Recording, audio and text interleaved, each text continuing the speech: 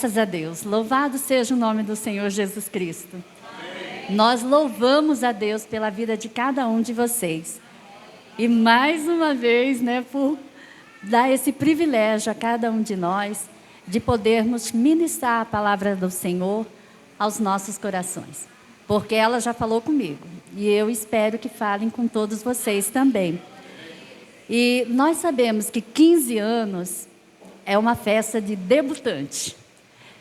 Eu não pude vir ontem no culto, Ontem tinha também uma programação nas nossas igrejas. E eu não sei se foi dito, mas vocês estão debutando. E quando se debuta, é quando se apresenta à sociedade. E nada melhor do que o tema, que ele cresça e eu diminua. Porque é o que nós temos que fazer. Apresentando à sociedade, nós apresentamos a Cristo. E nós ficamos ali, atrás da cruz, e deixamos Cristo crescer e Ele aparecer para as pessoas aí fora. E que elas conheçam de Cristo através da vida de cada um de vocês, de cada um de nós. Porque é isso que é o debutar para nós. Então vamos ler a palavra do Senhor, que a UFEMVOC convidou-nos e colocou-nos um tema, a mulher e o lar. E vamos então trabalhar um pouquinho desse texto que elas colocaram, João 3,30. Mas a gente vai pegar um pouquinho antes, lá no versículo 28 até o 30. Só que nós vamos ler também um outro texto, Tito, capítulo 2 também, lá do 3 até o 5. Vamos ler primeiro Tito e depois a gente lê o texto de João.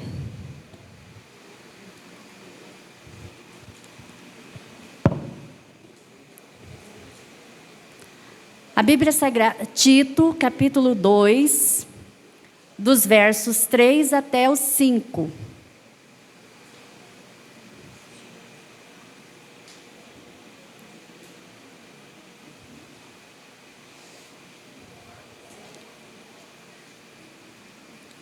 Podemos fazer a leitura? Amém. Semelhantemente, ensine as mulheres mais velhas a serem reverentes na sua maneira de viver, a não serem caluniadoras nem escravizadas a muito vinho, mas a serem capazes de ensinar o que é bom. Assim, poderão orientar as mulheres mais jovens a amarem seus maridos e seus filhos, a serem prudentes e puras, a estarem ocupadas em casa e a serem bondosas e sujeitas a seus maridos, a fim de que a palavra de Deus não seja difamada. Vamos agora ao texto de João, capítulo 3.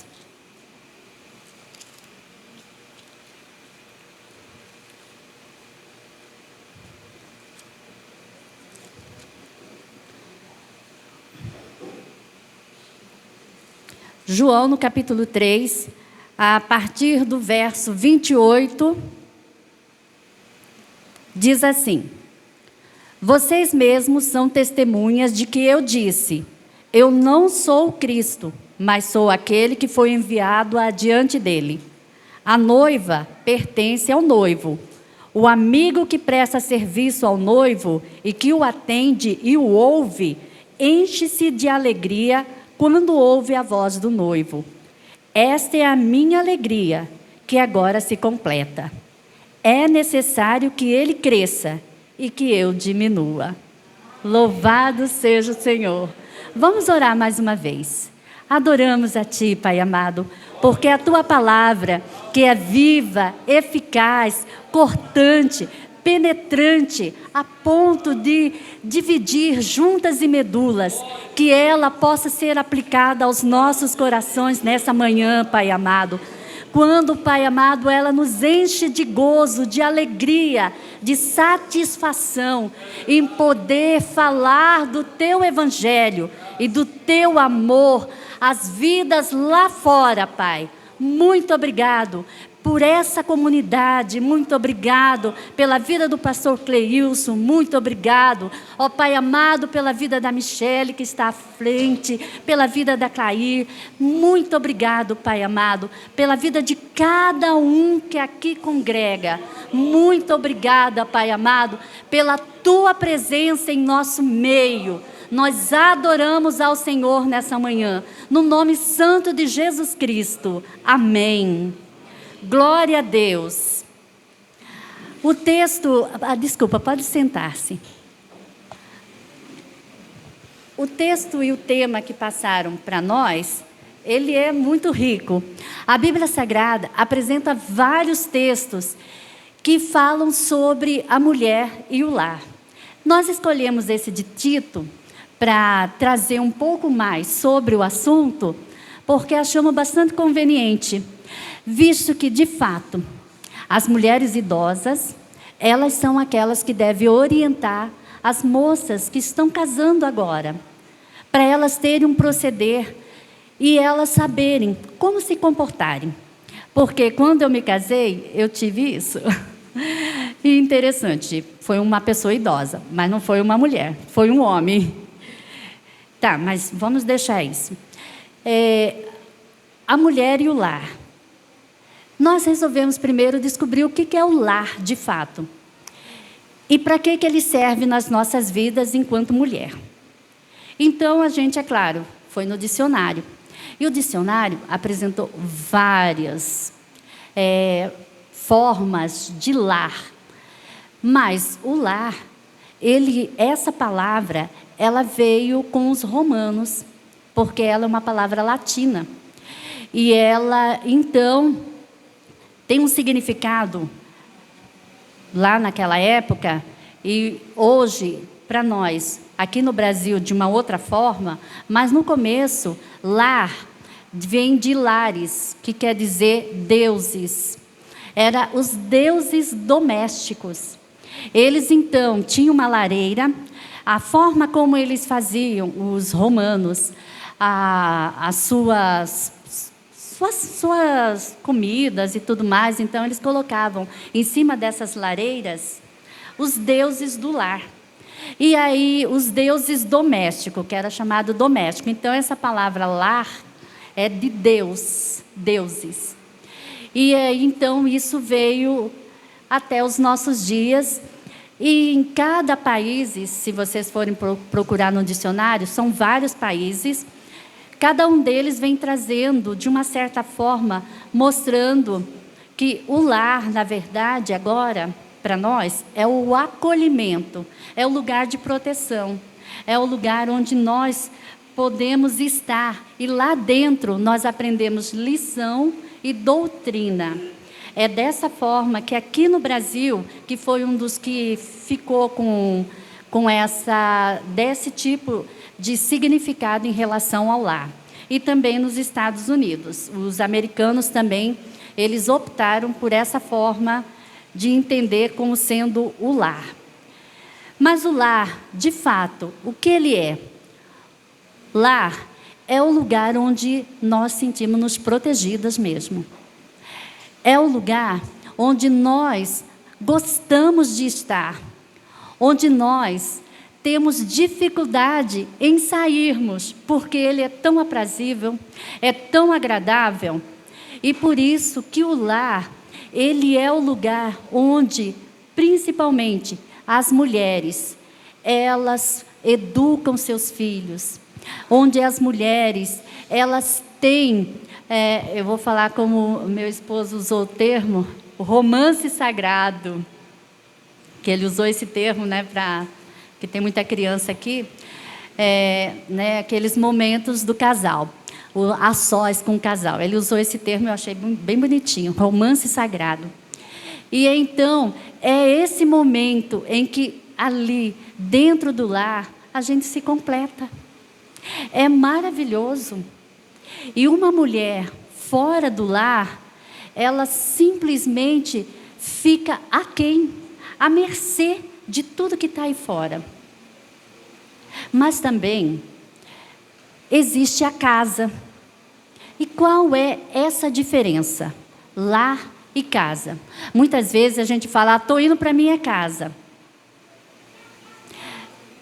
É só um termo. Mas casa, na maioria das vezes, é aquele lugar de 4 paredes. É aquele lugar que muitas vezes mora uma família, mora amigos, mora como uma república, que moram várias pessoas desconhecidas de famílias diferentes, mas que estão lá. Isso é uma casa. Muitas vezes se cria muitos problemas em uma casa, mas um lar, ele dá a solução para esses problemas, porque é o momento em que a família se junta para resolver o problema que foi criado na casa. Então, o lar, ele é um ambiente de satisfação, de alegria. E nós vemos aqui na palavra de Deus que Tito, ele vai trazer alguns tipos de informações para nós sobre a questão do lar. E antes disso, só gostaria que eu fiz umas pesquisas e como que eram as casas antigamente, os lares, tanto antes de Cristo como depois de Cristo. Antes de Cristo, principalmente lá em Ur dos Caldeus, lá no Egito já era um pouquinho mais diferente, mas lá, vamos começar lá em Ur dos Caldeus, antes de Abraão sair. Lá era uma cidade muito grande. E as casas, elas eram em torno de 12 a 15 metros as suas extensões de casa. E elas tinham em torno de entre 10 e 15 cômodos, essas casas. Eles eram cômodos pequenos. Como não existia a luz elétrica ou energia, então como que eles faziam? Não existiam janelas, era porta apenas.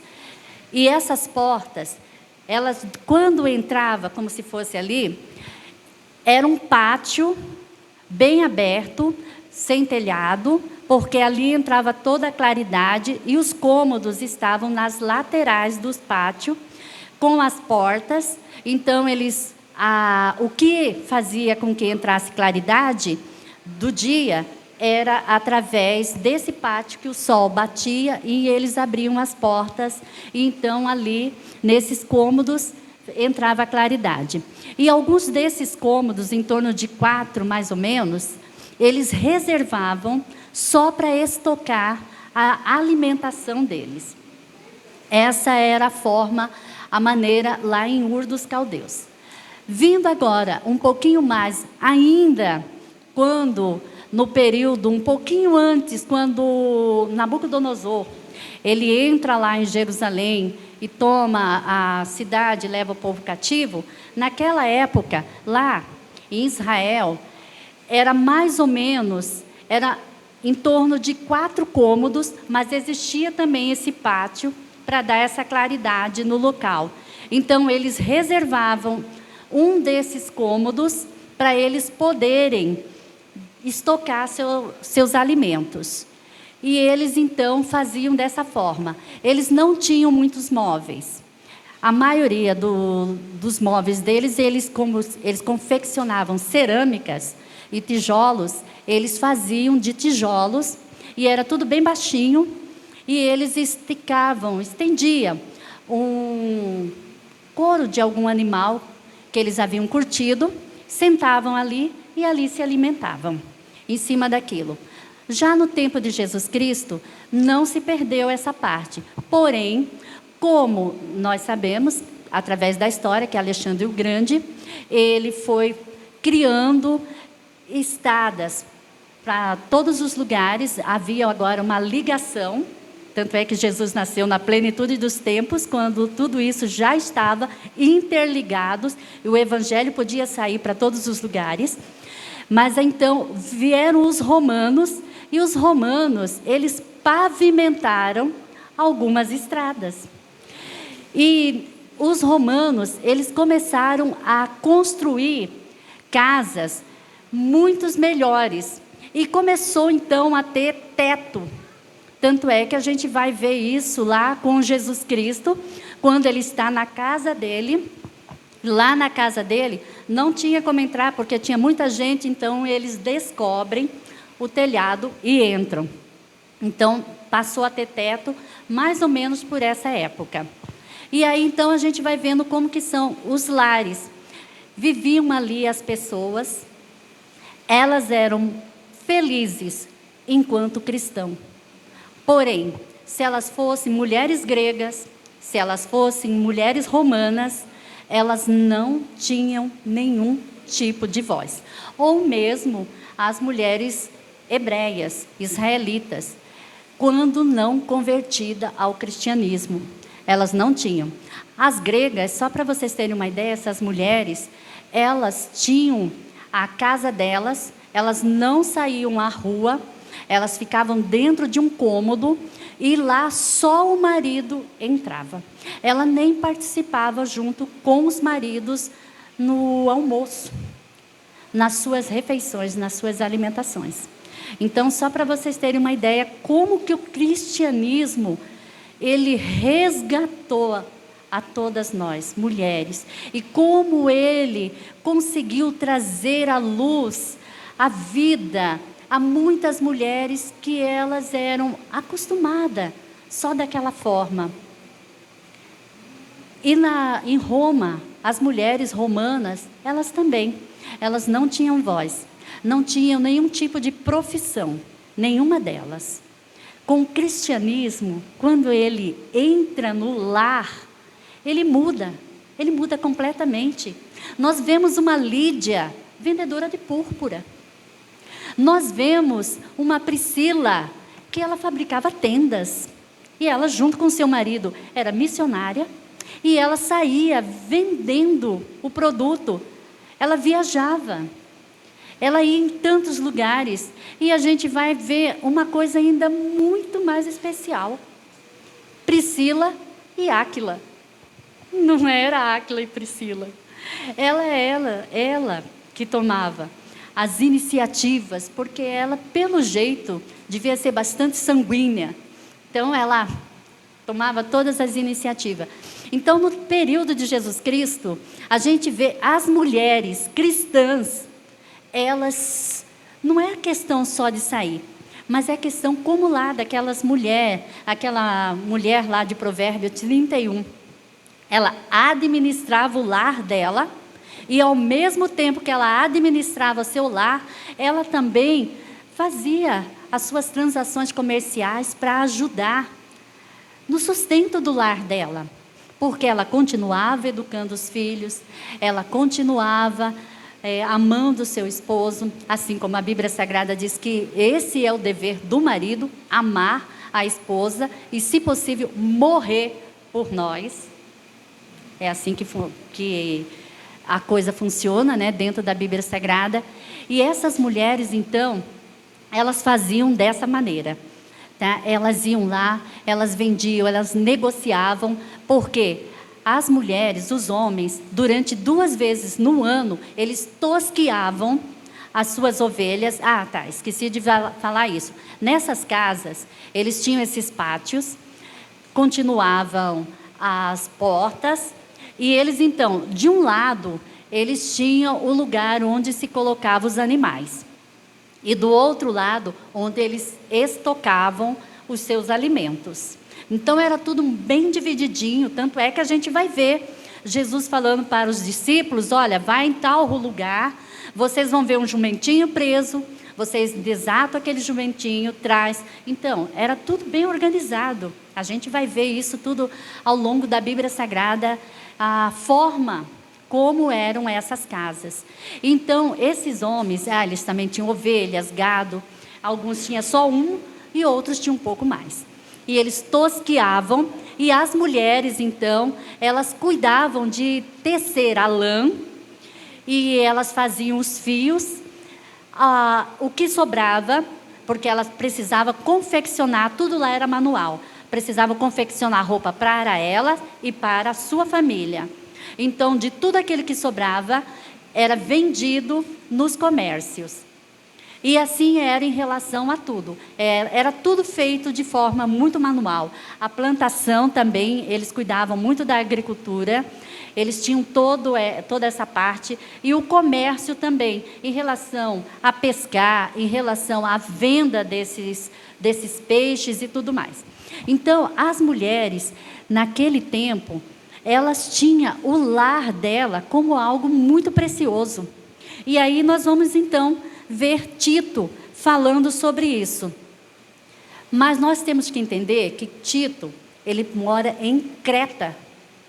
E essa cidade, ela era completamente paganizada. Ela tinha, de uma certa forma, pessoas que eles ficavam o tempo todo. Eles não vinham ao culto para prestar um culto. Eles vinham para observar cada membro ou cada congregado. E aí, quando alguém, de alguma forma, tropeçasse, caísse em pecado, eles saíam divulgando, eles saíam falando mal do Evangelho e falando mal daquela família, porque um erra, todos estão errados. Então, era dessa forma a cidade de Creta. Por isso, eles vão falar. O apóstolo Paulo, se dirigindo a Tito, através dessa carta, ele vai justamente falar sobre isso. Porque os gnósticos, eles estavam lá, dentro das igrejas, justamente tentando desfazer desse evangelho. Eles faziam do evangelho uma forma muito mentirosa. E parece que a heresia é mais fácil para ser aceita do que a verdade. Porque a verdade, eu preciso me libertar, eu preciso querer ela. Mas a heresia não, ela chega com facilidade. Como existem várias superstições por aí, e isso fica impregnado na cabeça do cristão. O Itamar, ele chamou isso numa pregação, desculpa eu estar citando ele, é porque eu escuto tanto a pregação dele, de bricolagem, tá? Que a bricolagem é assim, estamos hoje aqui, na volta de Cristo, aí daqui a um tempo, vamos supor que a gente saia daqui. Mudei lá para o bairro Orleans, porque há uma distância. É claro que o carro não faz isso, né? Tanto faz. Mas vamos supor, não quer porque o combustível está muito alto, então vamos congregar como está acontecendo bastante, em vários lugares aqui de Vilhena. Vou congregar lá na Batista Nacional, lá no Orleans. Aí você chega lá, aqui, o pastor Cleilson ensinou vocês algumas verdades de Cristo. Aqui eu vejo as irmãs, eu amo, né? A forma assim como vocês fazem, eu acho maravilhoso. Mas aí vocês chegam lá na Batista Nacional e não é dessa forma. É de outro jeito. Próximo, mas não assim. O que vocês fazem? Ou eu, né? Vamos supor, é só um exemplo. Chega lá e dá a sugestão. Vamos fazer desse jeito? E aí, então, a líder, né, ela tem que, assim, ter bastante sabedoria e falar, ô irmã, a gente, assim, já faz dessa forma, tal, né? Então, isso é a bricolagem. Você vai pegando coisas de outros lugares que vocês vão passando, que eu vou passando, vamos assim dizer, e a gente vai querendo agregar aquele lugar que nós estamos. E não é dessa forma. A gente precisa desfazer de tudo isso, irmãs. A gente precisa livrar de tudo isso. Olha como foi difícil. Eu sou de Cuiabá. Então, lá em Cuiabá, assim, há superstição para tudo. Lá é quase uma Creta. E eu vim com tudo isso. Então, Itamar, assim, ele que era cristão, eu não era. Eu aceitei a Cristo, é claro. Depois eu me casei. Mas ele que veio me ajudando a limpar de tudo isso. E pensa, assim, agora não, mas até um tempo atrás, alguns anos atrás já, como era difícil eu ver um sapato virado, um chinelo. Eu, na minha crença, da forma como eu fui ensinada, que isso é a bricolagem, Eu achava que se eu não desvirasse aquele, a minha mãe faleceria. Então, a gente precisa o quê? Se livrar. E isso, irmãos e irmãs, é o lar. É no lar que a gente livra de tudo isso. Mas a igreja também é como se ela fosse um lar. Porque aqui há aprendizado, aqui há ensino, a gente consegue se livrar. O apóstolo Paulo, ele fez isso ao Tito. Ele falou, olha, essas mulheres mais idosas, não deixa elas saírem caluniando, não. Não deixa elas ficarem dadas a ficar tomando álcool, vinho, que era na época, porque eles eram dados a isso. Tanto é que a gente vai ver isso lá em Corinto. No dia da ceia, algumas pessoas levavam suas comidas, elas levavam seu vinho, e aí elas se reservavam só a elas e a sua família, enquanto o outro que não tinha praticamente nada, ficava ali num canto só de olho comprido na comida do outro, sem poder nem aproveitar, e ao final aquele povo estava embriagado, enquanto o outro estava cheio da graça de Deus.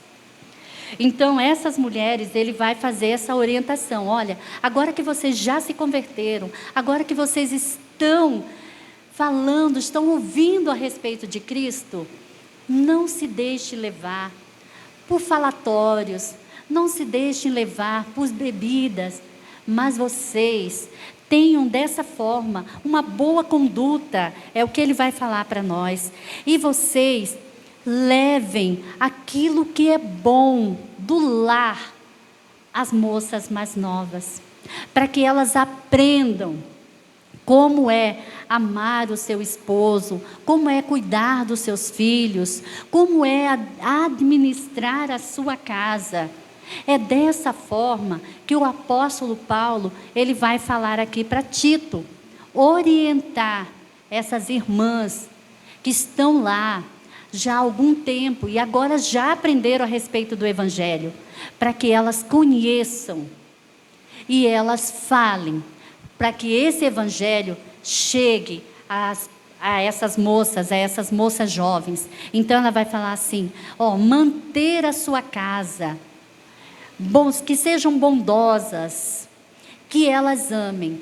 Na verdade, infelizmente, se pegou esse texto e tantos outros textos, como os de Efésios, de Colossenses, e algumas mulheres, lá no século, foi 18, e aí vieram para o 19, com mais gás, com mais forças, porque em 1776, a esposa de um presidente lá dos Estados Unidos, ela não era feminista, mas ela queria que o marido incorporasse as leis, que as mulheres fossem mais valorizadas, que os maridos deixassem de ser tão agressivo com algumas delas, como ela via.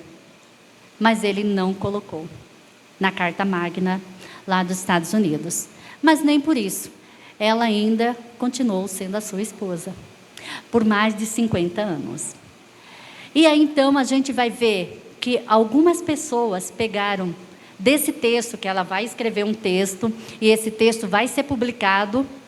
E nessa publicação, já em 1947, nós vamos ver que teve algumas mulheres que elas então disseram assim, não aguentamos mais os nossos esposos alcoólatras. Então elas se juntam para formar uma liga em que elas defendiam que os maridos deveriam parar de beber e eles se tornarem esposos dela, ajudando-as em seu lar, porque o lar delas estava se tornando uma casa e não um lar. Elas queriam um lar. Então elas vão, elas se juntam, elas fazem, elas saem. Inclusive a revista Ultimato tem foto da época de algumas delas cantando hinos em frente, porque elas eram mulheres cristãs, em frente a alguns bares. E elas cantavam hinos, e para mostrar para eles que elas não queriam mais aquilo, elas estavam cansadas disso.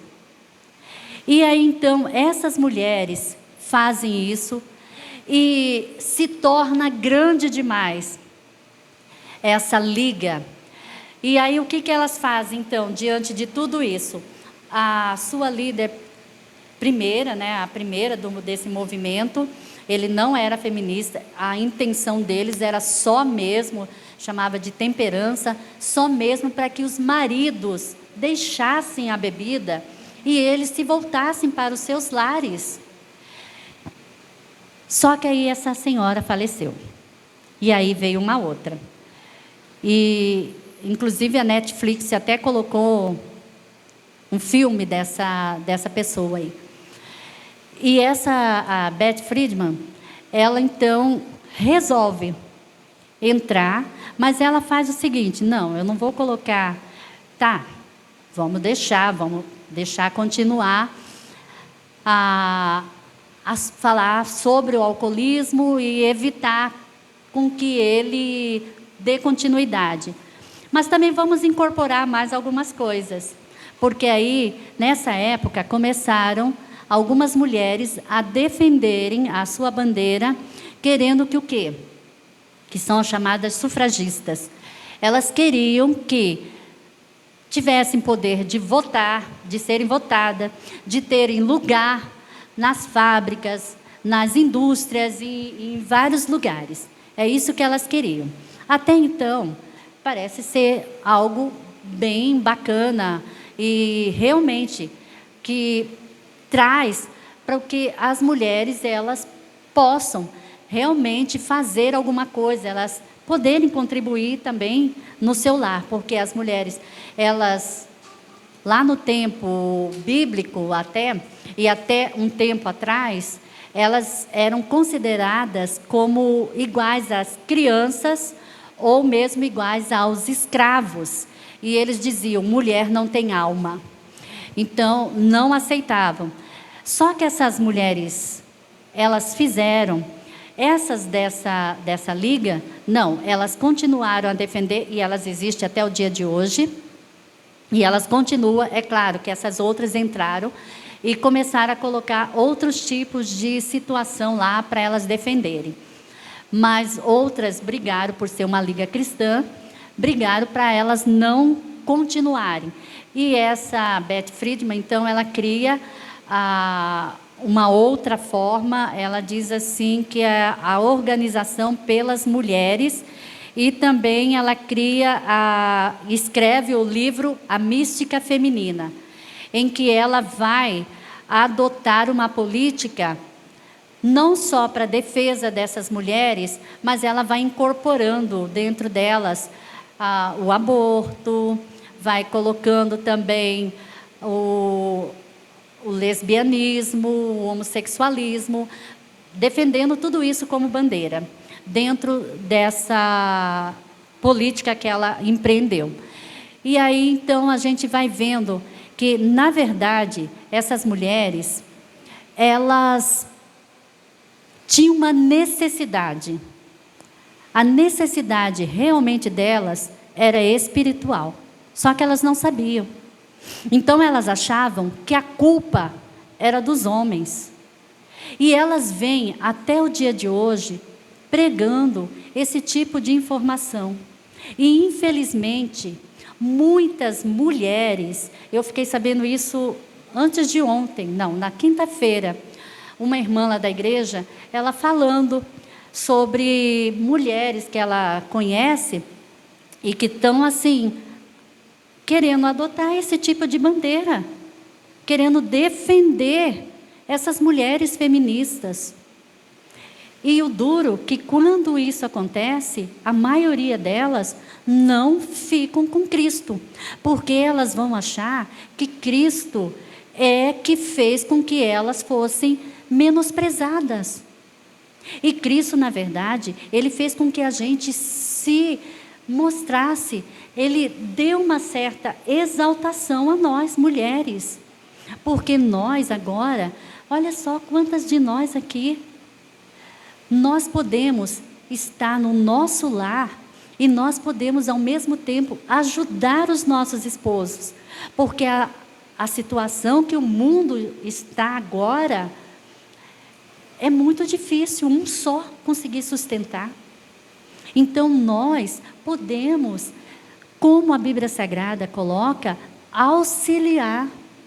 Porque nós não fomos tirados da testa, de um osso da testa de Adão, e também não fomos tirados do seu pé. Nós fomos tirados da coluna, ao lado. É justamente para a gente auxiliar em tudo o nosso esposo. Em tudo aquilo que for necessário e for preciso. Então nós não precisamos desse movimento feminista para vir e colocar outro tipo de informação que não seja a palavra de Deus em nossos corações. Nós não precisamos disso. Nós temos sim que falar do amor de Deus às outras pessoas, para que essas mulheres, elas saibam que o que falta na vida dela é Cristo. É só isso. Elas estão com um ego muito acima, mas elas não precisam disso. Nós trabalhamos com uma irmã, antes ela estava afastada, e ela resolveu, no lar dela, adotar, pegar tudo para ela. O marido trabalhava, ela ficava em casa, cuidando dos filhos. E aí, então, o que ela fazia? Ele só dizia assim: você pode fazer o que você quiser com esse dinheiro. Só deixa o dinheiro da minha cerveja, do meu cigarro. O resto você administra. E ele recebia mais de 30 mil. E ela administrava. Só que quando nós os conhecemos, ela estava passando por uma situação de depressão tão intensa, que ela confessou a mim. Eu ia lá, eu saía do meu trabalho, ia na casa dela todos os dias, e orava com ela e lia a Bíblia. E ela então confessou, depois de uns certos dias, eu fazendo isso, que ela tentou se suicidar. Porque para ela não fazia mais sentido a vida. Ela pegou tudo. Ela estava com os cabelos já embranquecidos. O marido dela, mais velho do que ela, cabelo pretinho. Por quê? Ela pegou tudo da casa. Ela pegou tudo. O marido, ele disse que ele nem sabia direito o que ele tinha. Só que quando nós conversamos com ela, a gente foi orientando, Itamar foi dando alguns estudos para essa família, e aí então o marido, disse assim: eu não sabia que eu precisava ajudar a minha esposa. Eu não sabia que as contas, tudo bem que eu que recebo, mas eu que precisava ir lá e saldar esses compromissos. Mesmo sendo meu dinheiro, mas eu preciso. Por quê? Porque nós, mulheres, somos mais emoção. O homem é mais razão. Ele aguenta um pouco mais do que nós. Qualquer coisa a gente está sensível. E essa mulher, ela estava numa situação deplorável, tomando remédio de tarja preta, porque não conseguia dormir. E aí, à medida que ela foi descobrindo, foi vendo, e o marido também, ele então pegou a rédea da casa, ela não deixou de administrar, mas agora ela não ficava sobrecarregada. E é isso que nós mulheres temos que entender. Nós estamos tendo um curso de finanças com o irmão lá da igreja, e eu achei maravilhoso aquilo, porque o esposo de uma irmã, ele disse assim, ele recebe, ele paga, e ela está lá no computador organizando tudo, o que entra, o que sai, tal. E ele deixa ela fazer aquela parte que ela gosta. Mas aí ele fala, fulano, ela, né? Fulano, será que a gente vai ter condições de saldar esse compromisso? Ele fala, pode deixar, deixa comigo, que vai ser possível. Então, assim, tira, sabe, que nós somos isso mesmo. Eu sei, porque lá em casa eu fico, Kézia, você já pagou a conta de água? Aí eu fico, sabe, com as minhas filhas, porque o Itamar, assim, a gente junta tudo, né, e depois vai pagando, vai organizando a despesa da casa. E aí, então, as meninas ficam com essas contas menores, né, água, telefone, energia e tal, mas eu fico, assim, observando, né, quem já fez, quem não fez, eu fico lembrando. E aí fala, mãe, não paguei hoje. Filha, você vai pagar que dia mesmo? Então, assim, a gente fica, porque não tem jeito, há essa preocupação em nós. Se vai ser saudado, se a gente vai ter essas condições. E a mulher no lar é isso. A gente não precisa se descabelar, mas a gente precisa ajudar. E Tito, era isso que estava acontecendo. Ele então vai lá e orienta. E essas mulheres, então, começam a aprender e começam a ensinar a outras. E aí esse movimento feminista vem e tenta colocar outros tipos de informações na cabeça de cada uma de nós. E é o que a gente tem que fazer, irmãs, não aceitar. Porque nós vamos ver aqui, já encerrando, o texto de João. Ele é, um pouquinho antes, eu só gostaria de falar para as irmãs, algo que eu pesquisei, eu achei assim maravilhoso. Tem um professor e sociólogo, ele já faleceu. Ele escreveu um livro em 1947 também. Esse livro chama Família... Não, peraí, deixa aqui, só pegar aqui o nome do livro. Família e Civilização. Nesse livro, ele coloca o que atrapalha, ele coloca 8 itens que atrapalham com que uma sociedade cresça. E ela, então, até se extingua. Ele vai colocando assim. Primeiro item, casamento que se perdem sua qualidade de sagrados, frequentemente terminam em divórcio. Então, quando o casal deixam de amar, eles deixam de estar juntos, se comunicarem, de ter esse relacionamento marital, infelizmente termina em divórcio. Foi algo que ele, ao longo da vida dele, ele pesquisou e chegou a essa conclusão. O segundo, o significado tradicional da cerimônia do casamento também é perdido. Um só, marido e mulher, eles se tornam uma só carne. E agora, um ajuda o outro. É isso, cordão de 2 dobras.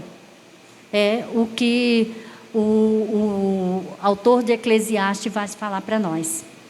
É o cordão de 2 dobras. A gente precisa estar unidos. E quando se perde esse elo, infelizmente, também atrapalha. O terceiro, o desrespeito público aos pais e às autoridades em geral.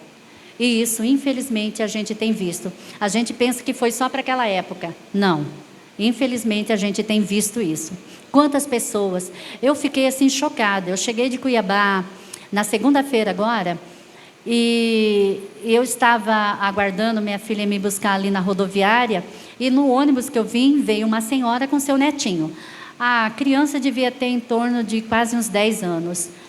E eu e um outro rapaz, senhor, que estava ao lado, quando ela chegou, o ônibus saiu para fazer a limpeza, só que ele, criança, ele não sabia, ele não percebeu o que era isso, e a avó dele tinha ido comprar alguns lanches, porque eles iam chegar até Ariquemes.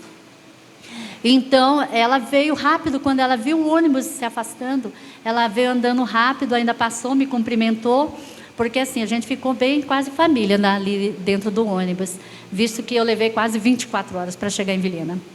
E então, quando ela chegou próximo desse menino que eu estava ao lado, ele virou e falou assim: você só faz o que não é certo, só faz o que não presta. falou isso para a avó dele. Olha, uma vontade de pegar aquele menino, se eu catasse uma vara ali na hora, bater naquelas perninhas, porque, o que é isso? Que desrespeito é esse? Falar dessa forma com a avó, você só faz o que não presta. Olha aí, e brigou com a avó dele. Eu e o rapaz assim ao lado, nós ficamos boca aberta. E a avó dele, tadinha, ela falou assim, eu só fui comprar uns lanches para nós. Não importa, você mesmo, eu nem vou lembrar, porque acho que ele falou um palavrão. Mas ele falou horrores para a avó dele. E aí, então, o rapaz virou e falou assim, não, o ônibus só foi ali para fazer a limpeza, e depois vocês já vão seguir, ele também ia, ele falou, nós já vamos seguir viagem. E o menino, sabe, e a avó tentando acalmar aquela criança, e ele falando horrores para ela. Eu fiquei horrorizada, porque aí eles já se afastaram, tadinha, acho que ela ficou até envergonhada com a atitude do neto, ela foi se afastando assim, eu já não fui ouvindo mais o que ele falava. Mas isso é horrível, você vê uma criança desrespeitando os seus avós, desrespeitando as autoridades constituídas. Nós não precisamos gostar daquela autoridade, mas a gente também não deve desrespeitá-la, porque isso não é bom para nós, isso é horrível. E ele então diz isso, que foi uma das coisas que ele percebeu, que acaba com uma cultura, ou uma sociedade. O aumento da delinquência juvenil e a promiscuidade e rebelião. Infelizmente é o que está acontecendo muito também. O outro, relutância, ele diz assim, que são pessoas tradicionalmente casadas, se recusam a aceitar responsabilidades familiares. Eu fiquei chocada quando eu vi uma propaganda, alguns anos atrás, na televisão, em que a mulher aparecia na porta junto com seu esposo e a vizinha, talvez você deva lembrar, uma propaganda de carro, a vizinha, o marido, ele dava uma chave de um carro para ela. E então ela ficava muito satisfeita. E essa outra, que a propaganda era essa moça e o marido estavam à porta e viu aquilo. No dia seguinte, essa mulher, ela chega e dá para o marido uma chave de um carro. O carro está à porta. Eu não vou lembrar a marca. E ele então começa a chorar, porque da outra vizinha, a mulher recebeu a chave e ela chora. E agora ela dá a chave do carro ao marido e ele chora. E então ela sai e vai entrar no carro dela e vai trabalhar, e ele vai ficar em casa. Gente, isso já deve ter uns 2 ou 3 anos atrás que passou essa propaganda. E eu fiquei assim, horrorizada. E agora vocês podem reparar aí, as propagandas, elas não vêm de uma forma rápida e brusca sobre nós. Elas vêm de pouquinho. Olha aí, do Jeep, o rapaz sentado ao lado e a moça que dirige.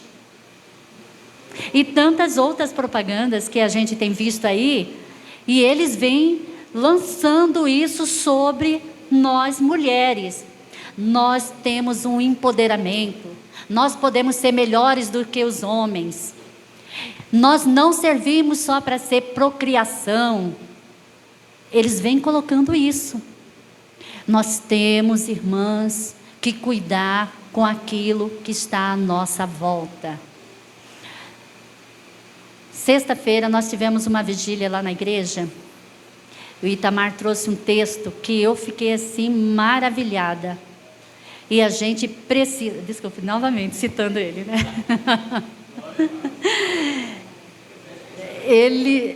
Ele trouxe aquele texto. Gente, eu estou com aquele texto o tempo todo. Senhor, o que está à minha volta que eu não estou percebendo? Vigiai e orai. Vigiai e orai.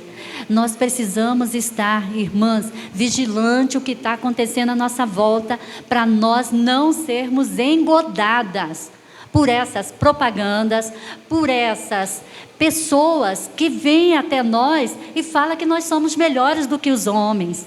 Não, gente, nós somos igual. Cristo, ele fez dessa forma, para a gente caminhar juntos.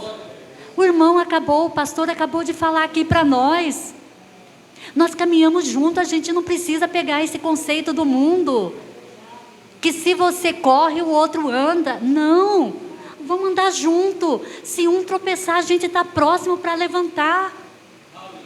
A gente não pode se deixar levar por essas pessoas que estão falando esse tipo de situação, querendo que a gente entre nisso. Irmãs, essas pessoas, infelizmente, elas não têm Cristo. Então nós precisamos falar para elas que Cristo já morreu também por elas, que elas precisam conhecer de Cristo, e aí elas vão fazer o que elas quiserem com essa informação, mas nós que temos Cristo, precisamos. E aí agora, para encerrar, esse texto que vocês escolheram, gente, ele é maravilhoso demais.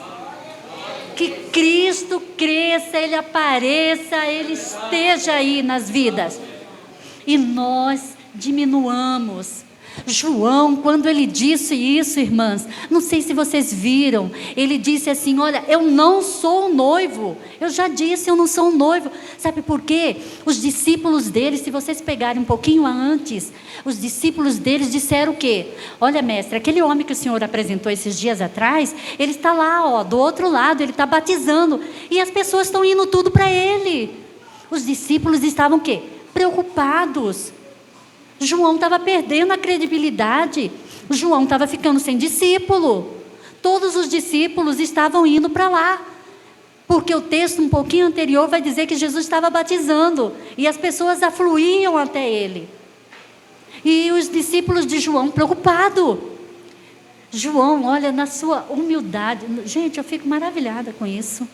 Na sua humildade ele disse assim: eu disse para vocês, foi o que nós lemos, eu não sou o noivo. Eu me alegro porque eu sou amigo do noivo. Olha, gente, o amigo do noivo, sabe o que ele faz? Quando eu li o texto, eu fiquei assim maravilhada, porque ele diz que o amigo do noivo é aquele que prepara o casamento. Sabe o paraninfo, o padrinho? Aqui no Brasil a gente não tem essa cultura. Nos Estados Unidos tem, em outros países também tem. Mas lá, a cultura deles era o seguinte: o noivo poderia chegar a qualquer momento. Então, o amigo do noivo, eu achei o nome assim um pouco complexo para eu poder falar. Então, acho que eu não vou falar, porque senão eu posso arriscar não saber pronunciar a palavra. Vou ficar só com o amigo do noivo mesmo. Esse amigo do noivo, ele é em grego, é uma palavra meio complicada. Esse amigo do noivo, ele preparava a festa de casamento, e ele também fazia o seguinte: mandava o convite. Então, ele preparava tudo, ele organizava, inclusive, o lugar onde ia acontecer as núpcias.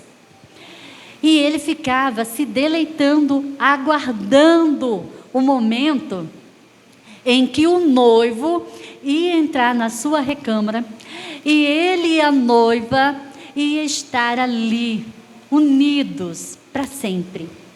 Então era isso. João, ele veio e disse assim: eu não sou o noivo, eu sou o amigo do noivo, eu preparo tudo, e agora que ele cresça e que eu diminua, porque agora eu saio de cena e agora Cristo aparece. É isso que João fez nesse texto. Porque, e ainda tinha mais uma que acontecia nessa época: os penetras, como sempre. Sabe, que até criaram, né, os celulares para a gente tirar foto, e tem aquele que ainda dá edição, e você tira os penetras que saem nele e só deixa quem você quer. Naquela época não tinha isso, mas eles faziam, sabe o quê? Eu vou contar para vocês o que tem na Bíblia Sagrada. Jesus, Deus ali representando, ele diz assim para os anjos: olha, vai lá, chama todos os meus para participarem da minha festa, das minhas bodas. E aí então todo mundo começa a se recusar. Ah, eu não quero, agora eu não posso, eu vou casar, eu vou cuidar do campo. Cada um foi dando as suas desculpas. E então, ele fala assim, então agora vai, chama todos os que estão nos valados, chama todos os que estão aí, são mendigos, não importa. Eu quero a minha casa cheia. E então, graças a Deus, a gente entra nessa festa. Só que entra uma pessoa que não tem vestes nupciais. E aí, quando o pai entra, o noivo entra e fala assim: amigo, por que você está sem veste? E aí ele fala o quê? Tirai-o daqui, lançai-o nas trevas exteriores. Lá haverá choro e ranger de dentes.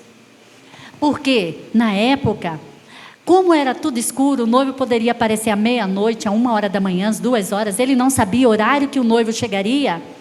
E ele estava ali, aguardando. Então poderia ir alguma pessoa que não fosse o noivo.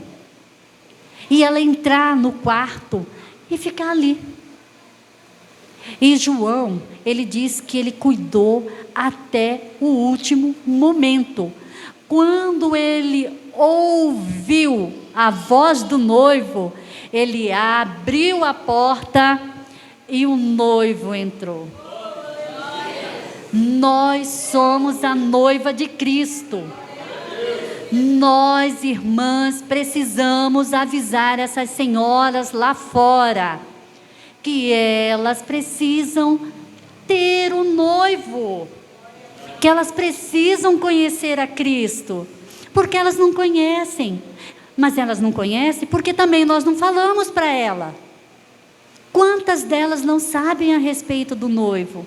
Quantas delas não conhecem Cristo? Por isso nós, irmãs, para qualquer um aí fora, precisamos encontrar um meio de como falar de Jesus para as pessoas. Precisamos não perder as oportunidades. De novo, é a última citação do Itamar. Alguns anos atrás, ele estava no mercado Pato Branco. Não sei se eu já contei essa aqui, mas eu sempre acho essa maravilhosa. E a moça, ia passando uma senhora no caixa. E então, essa senhora, falando com a moça do caixa, ela foi pagar a sua compra. E nesse momento, ela reclamava de algumas dores no corpo, algumas enfermidades.